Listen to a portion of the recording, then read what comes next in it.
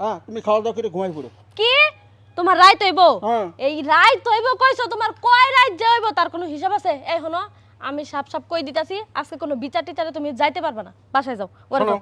যাও। তুমি আমার এই যাওয়ার শুভ কামে কিন্তু বাধা দিতে পারো না।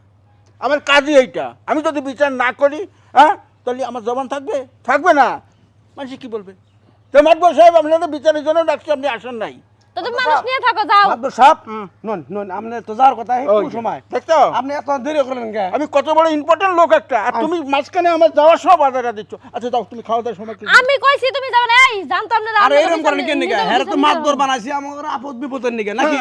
হ্যাঁ আমাকে সমস্যা হচ্ছে সমাধান করব মাদবরে। তাই কি নিজের বউ থুয়া সংসার থুয়া সব সময় এই বিচারের তলে থাকবো নাকি? হ্যাঁ, আর চুপ থাকেন যে আপনার কথা ভালো না। মাদবর আনছে দাঁড়া দাঁড়া বাবা, আপনি আনছে তোমার কি মাথায় মুখে একটু আটকায় না? না আমার মুখে আটকায় না। যাও এখন ঘরে যাও, যা শোনার আইসে শুনবো। চল, চল, চল, বাবা, চল।